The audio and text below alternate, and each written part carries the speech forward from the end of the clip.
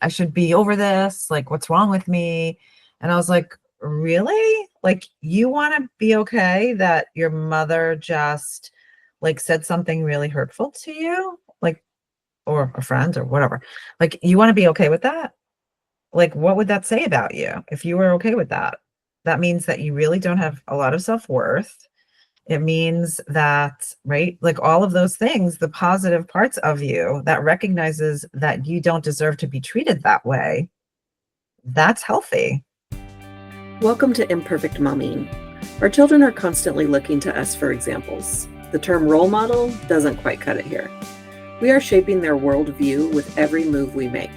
You see, it's not in the lectures we give or moments where we're actively attempting to teach them. It's in the micro movements we make, the unconscious ways in which we navigate life.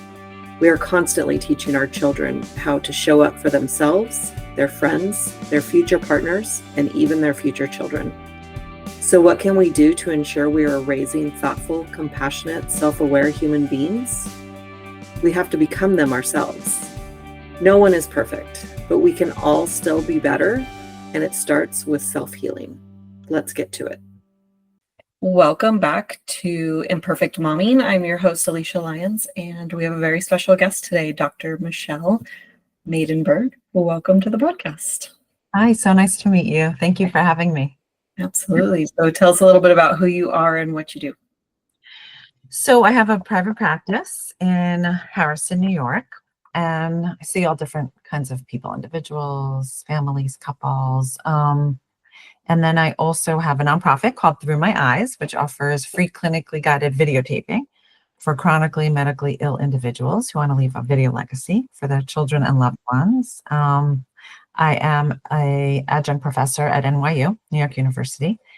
And I also do a lot of trauma work. So I am on the board and also do work for the American Red Cross crisis team and also the board of directors for the Westchester Trauma Network, which is in Westchester, New York. Then in addition to that, I'm a blogger for Psychology Today. And then I also have a YouTube channel where I offer free guided meditations every Thursday at 11 a.m. And then I have two books, which I published. One is called Free Your Child from Overeating, and it's 53 Mind-Body Strategies for Lifelong Health.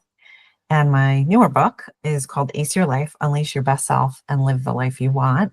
And the audiobook just came out as well. And I'm working on a couple of other projects too, all exciting and fun.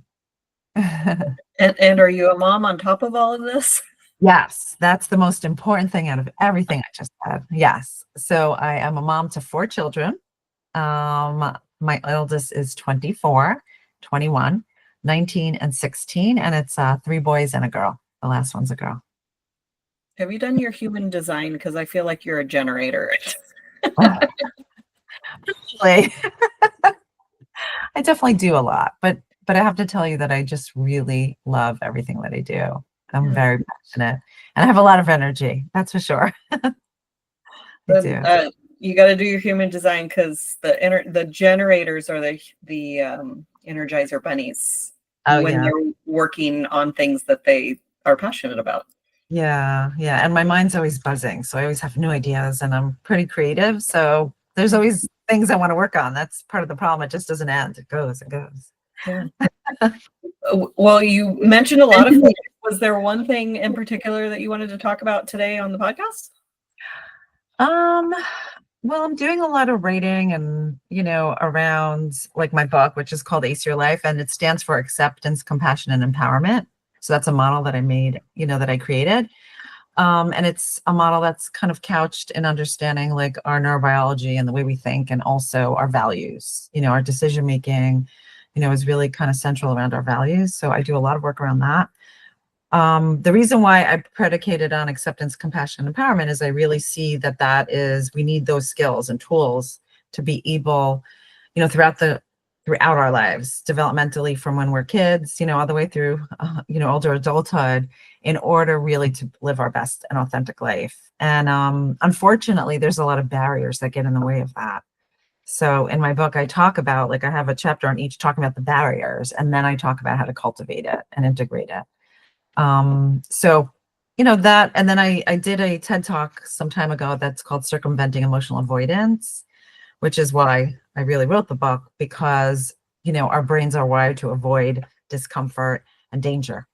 And that includes negative emotions and uncomfortable emotions. So we're constantly in this like kind of cycle of avoidance, and it's not only avoidance, it's denial, it's repression, it's all of those things that we do, like those mindful games that we are mindy games, I should say, not mindful, but mindy.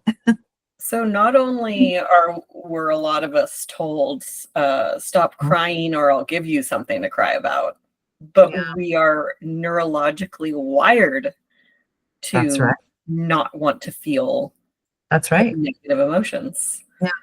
You know, it's so interesting because I just, I've been in session all day long, and I just got off of, my sessions. I have one more left today.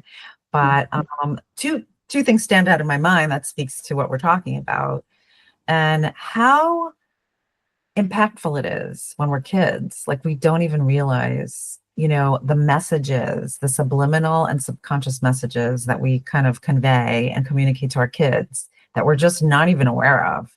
And I'll give you two really good examples, that kind of came up in my practice today. There's one person I'm working with, she's actually in law school, and she tried to get into a certain, I'm not going to get into details, but a certain position that she was vying for. And it was a position that she had to be voted in for, and she unfortunately didn't get it. It was two positions. She didn't get either one. So what do you think came up for her? And I'll actually read because I have it right in front of me, but I'm dumb. I won't get published. This is a waste of time. I have nothing going for me. No one wants to be around me. I'm not grateful. I'm spoiled. I'm unlovable. Even if I lose, I'm not good at that. So she was saying the fact that she was having like thoughts about her thoughts and feelings about her feelings and thoughts about her feelings and feelings about her thoughts. And it was like all over the place, right? So she said to me, this is really disappointing. And I said, of course it is. Like, who wouldn't be disappointed in a situation like that? You wanted it so badly, and it was so important to you, which is something to be so proud of, right? You did your best. Didn't happen. But, when you think about everything that's coming up for you, that whole pile, right? Which is so self-critical and so self-deprecating. And here we're talking about this like incredible young woman who got into this amazing law school, who, even the fact that she tried, right, to get into these positions is amazing, because there's a lot of people that don't even bother doing that. Right. That's just an accomplishment in and of itself, but she couldn't see any of it. Like, literally, she was completely, it was overshadowed by her, sad and negative emotions. And I said to her, is that how you really feel as who you are? Right. And who you've cultivated yourself into being? Is that who you really are? And she was like, not really. Like, I kind of know that I'm, smart. And I said, so who are we talking about here? I said, how old are you? And I had her get into her child self, right? That kind of, and of course she identified herself, as a 15-year-old. And, this is what she sat with. These are like the identical kind of thoughts that she had, because she was, somewhat emotionally neglected, and no one really noticed her. And it just brought up everything, she wasn't accepted, she wasn't seen, she wasn't cared about, whatever. No, my point is, right, like when we talk about these negative emotions that kind of pop up for us, it's often associations that our mind makes. It's not even genuine to who we are today, And another very similar thing, different but similar, happened with another client also. Like, another patient. This is a person that I've been working with for years, and it's interesting. I've been working with him since, I could even check, because it's like, wow, it's been so long. He's an amazing person, and I adore him. I mean, I've been working with him since 2015. Wow. Yeah. So he was, how old was he at the time?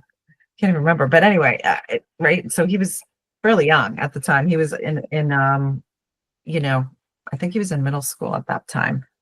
And now he has a full-time job working at this big bank.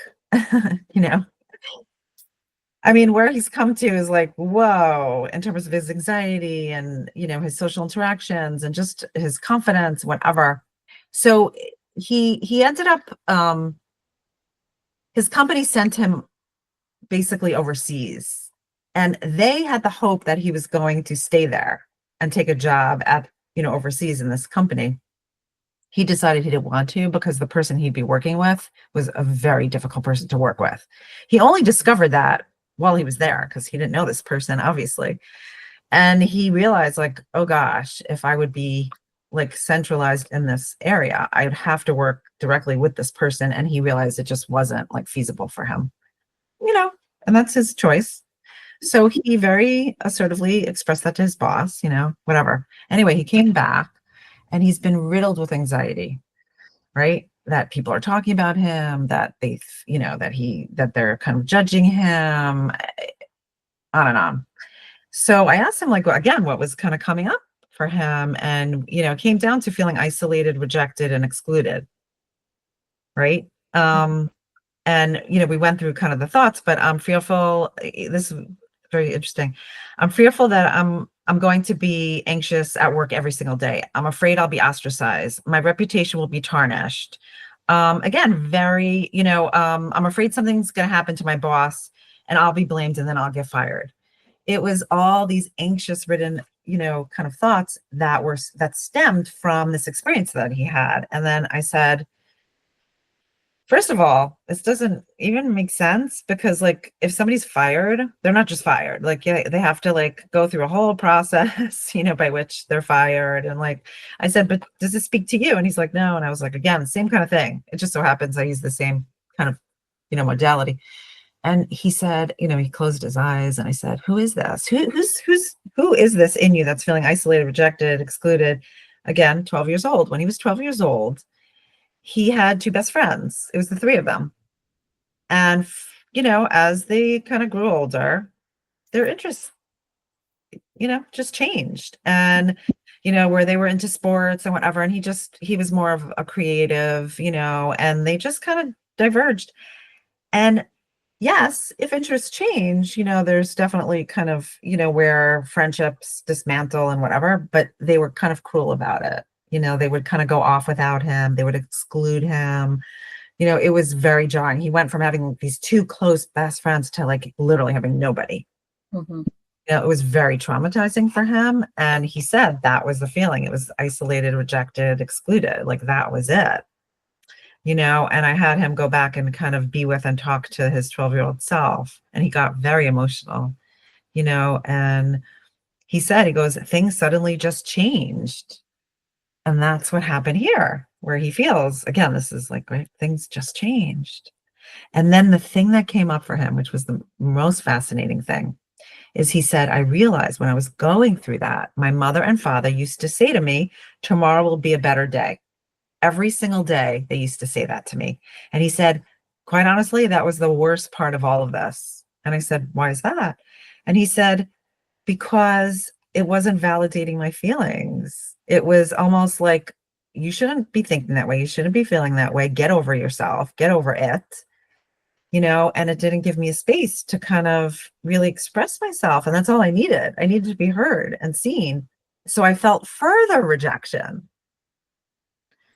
I think that there's a common theme that I've been noticing recently too, is there's so much where we're feeling a certain way, Mm-hmm. and a well-meaning person, because I don't think that his parents were trying to dismiss his emotions, but somebody very well-meaning says, don't feel that way. You shouldn't feel that way. You're fine. It's okay. Tomorrow will be better. And it's not, nobody's trying. We don't have the tools. Well, it comes from a person's, right, inability to sit with those negative emotions. Mm-hmm. So his mother and father couldn't tolerate, because they love him so much, love him so much, they couldn't tolerate his disappointment and sadness and frustration. So that was about them. They couldn't tolerate that, right? They needed to be able to sit with that. They needed to be able to process that for themselves. Like, what is it like to see my son in distress and to observe that? And what did that evoke in them and their own social, whatever, challenge? Their own unhealed That's right. emotions. That's right. It was very fascinating this morning. My son cut his knee. I guess he broke something in his bedroom, and I don't know about you, but anytime I try to clean up glass, there's always an extra shard that surprises you later on. Yeah. Okay, not just me. No, not just you, I promise. No. I dropped a jar of jelly one morning, and I swept, and then I vacuumed, and then I mopped, and there were still pieces of glass. And I'm like, why do they just go into another dimension for a little while and then come back? Anyway, so my son cut his knee this morning. Yeah. And he got dressed like no big deal. And he came downstairs and he goes, Mom, I think I need a Band-Aid because I cut my knee and da, da, da. Yeah. And I was like, okay, let's go get you a Band-Aid. And so we went into the bathroom, and he lifts his pant leg, and there, like, not only did it bleed, but it was like not a lot, but it had been bleeding steadily for however long.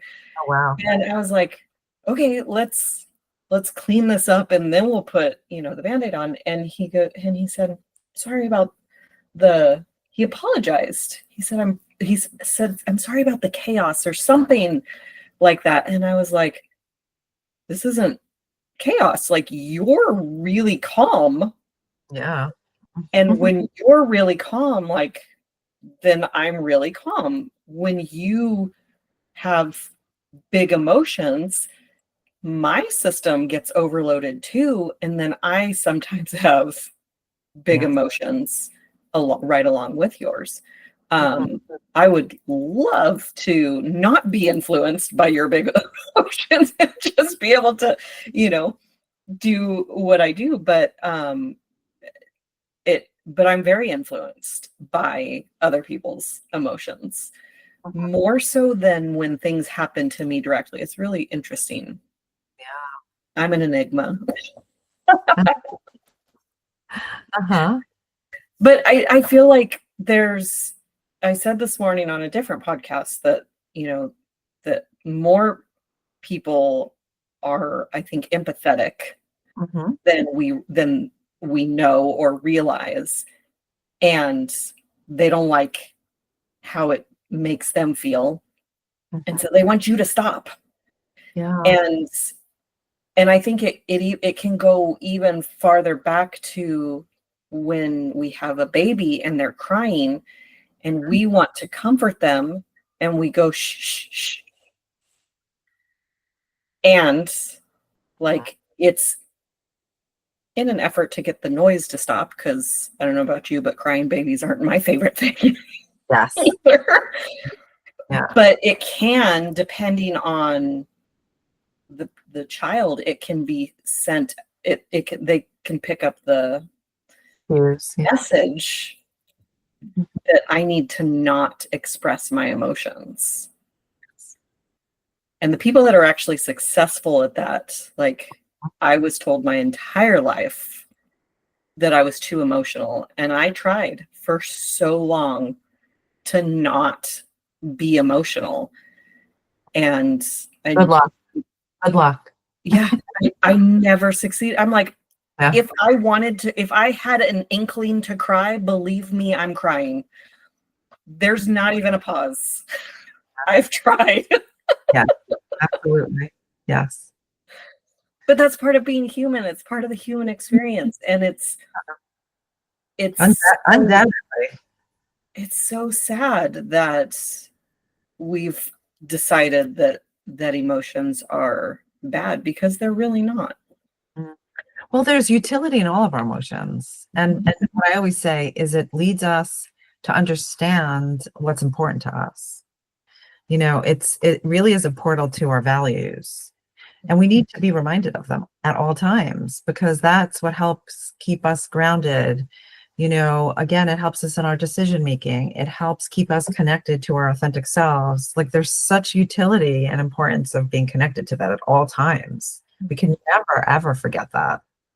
When people come to me and they're extremely distressed, like I'll say to them, why do you think you're so distressed? And they'll say, I don't, I shouldn't be, there's like, I should be over this. Like, what's wrong with me? And I was like, really? Like, you want to be okay that your mother just like said something really hurtful to you? Like, or a friend or whatever. Like, you want to be okay with that? Like, what would that say about you if you were okay with that? That means that you really don't have a lot of self-worth.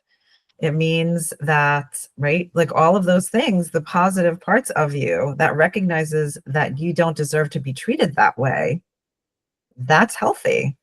Mhm. And sometimes you need to be reminded of that because you want to be engaged in that relationship so badly that you're willing to put your feelings aside just to be in that relationship that may not be healthy for you. So everything has utility. Every single emotion has utility. They're all important, all of them equally. Yeah, I really feel like everyone in our life is like a mirror Mm, for what we need to learn, for what yeah, we need to heal. And one of absolutely. my favorite memes that I ever saw on the internet, or else you see memes, Yeah. was that when the wound is ready to heal, the trigger appears. And when I saw that, I thought, okay, I'm going to take every trigger and dive into it. Yep. What is it telling me? What's wanting to heal? How old was I when I felt this the first time? All that kind of stuff. And I just have to say, I've been to several therapists in my lifetime. I don't think a single one of them ever had me talk to my inner child. So I Wow. think it's the one that stands out to me that I remember, and I remember her being like my favorite of all of them, Yeah. um, Yeah. was uh, one that just told me that I had daddy issues. And I was like, cool, just throw that in my backpack and I'll carry that around with me and my daddy issues. And that was it. And that That's was it. Like, okay, I have daddy issues now. Oh, and it was because he's a what, pastor and I what, are felt you, like I had to be perfect. what are you supposed to do with that? I just Oh, held on to it. my worries. And Yeah. I had a coach. I talked about this on the podcast before, but like I had a coach and she said, yeah, you have a lot of evidence that your dad didn't love you. Let's start looking for some evidence that he did. And like like a file cabinet, these files just opened up of all the things that my dad used to do to show me that he loved me. And it was like, it was mind-boggling and completely healed Wow. that relationship. And Mm, I never once had a conversation with my dad about it. mm. It was, but it was like it healed it. And so when he passed, I was able to grieve cleanly and not with regret and all the other emotions that come along with someone who passed. Yeah. Yeah, And I think different things work for different people. absolutely. Mhm. Because I think some people, and it depends on the intensity and of whatever you've been through, right? Like some people, are not in that space, and some people have a hard time because it did detrimentally or, you know, s- substantially affect them in negative ways, right? So I think it depends. I think it depends, but there's so many different ways to heal. Mhm. I don't think it's linear. And I always try, that's why everybody's unique, right? In terms of, how they heal. Everybody's journey is different and unique. So I really try to gauge based on where a person's at and what they need from me, and how they react to things, right?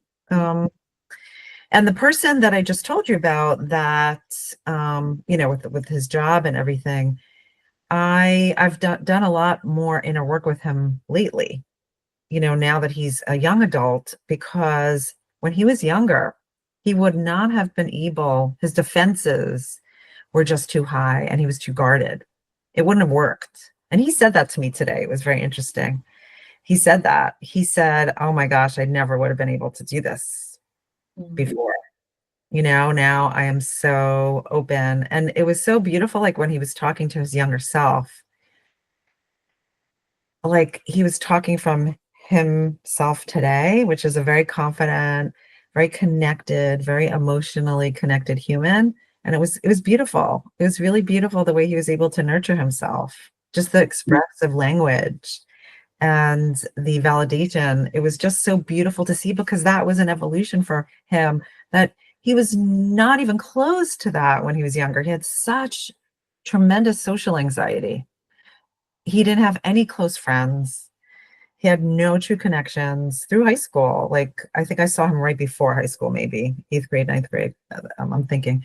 And where he's at now, oh my goodness, like it's like a different human, like literally.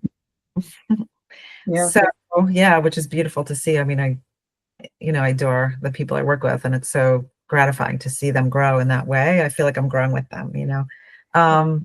Yeah. And I said to him afterwards, I said to him, that was really beautiful, like to just witness you being such a nurturing human. And gosh, that like that 12-year-old deserves that so much. Like, and I'm so glad that that 12-year-old's getting the love and the care and the acknowledgement and the attunement that he deserves, that you deserve, you know? So there's ways to heal. We need to go back and to kind of, right, to heal parts of us. There's always parts of us that need to heal. There's not anybody on this planet that's unscathed. No one was raised with perfect parents that knew how to parent in a perfect way. There's no such thing. Well, because there's no like, even if there's no like rule book, right? There's no guidance really. And because each child is so unique, you can't even parent your children in the same way. Every child has to be parented differently, even if you have multiple children. Like my kids are so different. Everybody knows that, right? My daughter's so different than my boys. Like it's just amazing, right? And we're all imperfect people who were raised by imperfect people who are raising imperfect people. Like there is no way to not mess up, because even if you did everything right, air quotes, did everything right and perfectly, there's other people that exist on the planet who are going to come in, and we have bad days and we have those emotions that get messed up. And it's just, I genuinely believe that we're all doing the best that we can with the tools and resources that we have in the moment. Absolutely. And I had a guest one time say, and if your kid comes to you and says, you hurt me, that's not a good excuse. Yeah. That's not what they need. They need, I'm sorry. What can I do? Yeah. How can I make it up to you? Or how did I hurt you? Or tell me more. Yeah, because that's what we forget.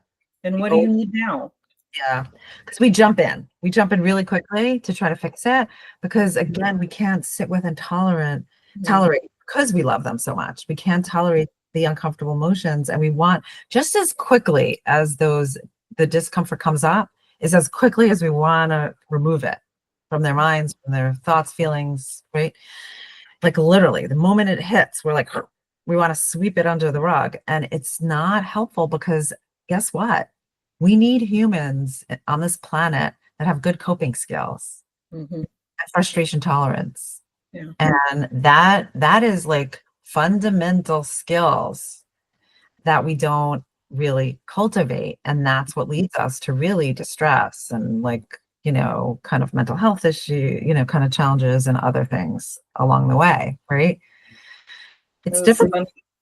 Yeah, it was funny the other day. My son has time limits on his computer, and when his limit is up, it just shuts down. And And he came to me, and he'd been working on this thing for hours, and it Yeah.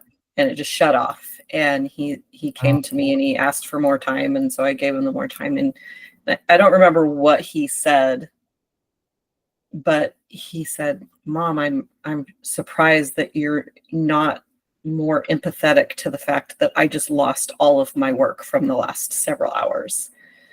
And I was like, "Oh, I'm sorry. I didn't realize that was happening. I really hope that that's not the case. Like, let's go and figure it out." And um and I didn't care. I don't care about the project that he was working on specifically, me, but like I care that he cared about it, that's right. and Hmm. and I've been there where the hard drive actually crap, like, and you're done. Like, there is no saving it. His was not erased, thank goodness. Oh, good. Um, Okay, good. and save frequently, save often while you're working on something. I think everyone has a story of like losing, especially like if you're kind of our age, definitely. Right? Absolutely, yeah. It's a little bit Now better. it's not as much. It automatically saves, but not when I was growing up, let me tell you. Is there a piece of advice that you want to share with moms listening? Um, I think it's in line with what you just said. I wrote an article which was basically giving your child an exit interview when they're leaving for college. And I remember it was just so fascinating to me because they were really hard questions. And parents were like, oh, how could you like review that? How could you like ask these kids your questions? Like, oh my gosh, how could you like even handle what they're going to say back to you or how they're going to respond to you? And I'm like, that's the point. Like, we need to hear the hard things. And that sometimes includes us and our interactions and our behavior. So we have to be accountable for ourselves. And sometimes it's hard for us to see our own behavior because we're guarded and we're protective and we're defensive for perfectly good And reason. we have protection mechanisms that That's protect us from and something. the worst thing in the world is for us to accept and admit and acknowledge the fact that we maybe did something that hurt our child or did something that like affected them in a negative way. But guess what? There's always repair. I always want to say there's always repair. And I encourage parents, because I work with a lot of parents as well in my practice. I always say to them, never too late, never too late to circle back. You could always say, oh, remember we had that conversation? I was thinking about it. And by the way, your child will be thrilled when I come back to my kids and I say, I thought about that and I realized whatever. And it's funny because I had like a little bit of an interaction with my son who's back from college. He's on spring break this week. And he was being very stubborn this morning. and it felt just tenuous, it felt a little tenuous. And I'm going to go home and have a conversation with him because it just kind of leaving me feeling a little kind of uncomfortable. So anyway, my point is ask the hard questions and have your kids expand. Don't give them the answers. Ask them, what did you mean by that? Or how did you feel about that? Or what was that like for you? Understand who they are as humans, how they think and feel about things. That is so important in terms of connection and attunement. So that's the one thing I want to kind of leave you with. Yeah. And I want to add, just listen, like, don't defend yourself. Right. Yes, exactly. Yeah, because, and I know that's a big reason I didn't have that conversation with my dad, is because I was afraid of how he would respond to my emotions. And so I was just okay with how I'd reframed it. And, and it wasn't just snap my fingers and I'm fine. There was a lot of coaching that went along with it. But, I was content with the stories, with the positive stories, because I had made up a bunch of negative ones. So now I can make a bunch of positive ones that make me feel better. Yeah, exactly. And his words could destroy that. So I'm just going to bury my head in the sand and be happy. Exactly. Is there a book that you want to, that has been instrumental in your personal development journey? My book. Yes. No, really, I have to say that because every book that I've written, and I'm actually working on a third book now. And I've been writing the proposal for the book. Gosh, I learned so much. And like literally, I have to say, I've made such huge transformations with each book because I take a deep dive and it's like, you know, so like this particular book, after I finished writing it, it led to so many like major life transitions for me, like hugely.